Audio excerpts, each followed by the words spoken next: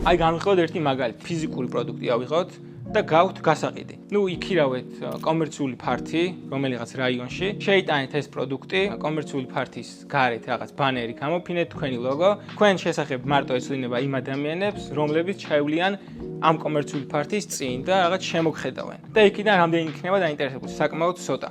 და მარკეტინგის საშუალებას გვაძლევს 10 თუ არა მეტი მეთოდით, მეტი ინსტრუმენტით მიუწვდეთ ამ სამიზნე აუდიტორიას, ამ იდეალურ სამიზნე აუდიტორიას, რომელიც ჩვენსკენ გამოიხედავს და დიდი ალბათობით შეიძენს. ეხლა რომ გითხრათ, პირველი სოციომედია მარკეტინგი, კონტენტის შექმნა, რეკლამების გაშვება, რეკლამებს უშვებენ ორი მეთოდია: დაბუსტვა, ალბათ გეცოდინებათ და Ads Manager-ით რეკლამის გაშვება.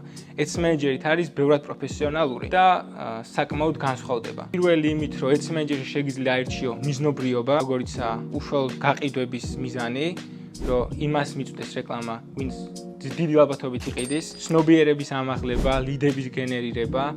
აი ლიდების გენერირება არის პერსონალურ ისე რო ქმნი რეკლამას, რომ ადამიანმა დაგიტოვოს საკონტაქტო ინფორმაცია, მეილი, ტელეფონის ნომერი.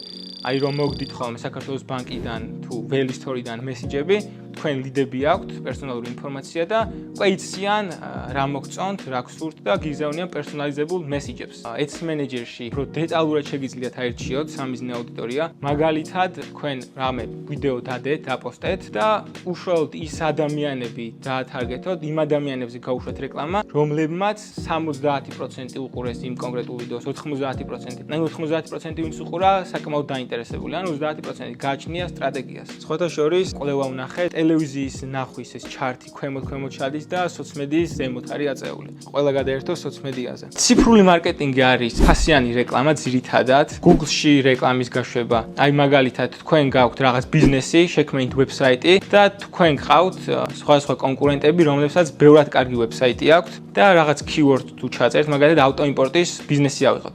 ვიღაც თუ დასერჩავს ავტომობილების ჩამოყვანა, პირველი ვებსაიტები ამოვარდება, ვისაც კარგად აქვს შექმნილი ეს SEO ოპტიმიზაცია. შემდეგ ამოვარდება თქვენი და რეკლამას საშუალებას გვაძლევს პირველივე ფლანგზე ამოვარდეს ჩვენი ვებსაიტი. ასევე YouTube-ში თუ შეგხვედრიათ ვიდეო, ეს არის Google Ads-დან გაშვებული და ამ ვიდეოს დროს მნიშვნელოვანია პირველ 3 წამში მივიბროთ მაყურებლის ყურადღება, თორე დანარჩენ ვიდეოს აზრი აღარ აქვს, დასკიფავენ და დღეს რო ვაკვირდები YouTube რეკლამაში მით უმეტეს ისეთ ვიდეოებს აკეთებენ, რომ ეგრევე მოგინდება დასკიფვა. შემდეგი არის word of mouth მარკეტინგის მეთოდი. აი მაგალითად მე ვყიდი რამე პროდუქტს, თქვენ მოხვედით, ჩემთან იყიდეთ, კმაყოფილი დარჩით და თქვენ სანაცნობო წრეში საუბრობთ, რომ აი ეს თუ გინდათ, აი ამასთან მიდით, კარგია, სიტყვით რომ ვრცელდება მოკლედ. აქ მთავარია რომ ხარისხიანი პროდუქტი გავყიდოთ. გორილა მარკეტინგი ასევე საინტერესო და როგორ თქვა, არა ტრადიციული მეთოდია მარკეტინგის.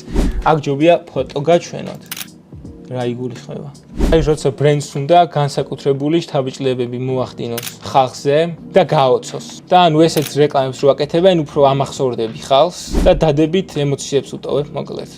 ნუ შემდეგი ტრადიციული რეკლამა, ტელევიზია, რადიო, ბილბორდები, ფლაიერები. კიდევ რა შედის მარკეტინგი? ნუ ბაზრის კვლევა და ანალიზი, ვინ არიან კონკურენტები, რას აკეთებენ კარგად, რას აკეთებენ ცუდად, სად შეგვიძლია მათზე მეტი, იდეალური სამიზნე აუდიტორია ვინ არის, რა არის მათი ინტერესები და ისევ დავუბრუნები ავტოიმპორტს.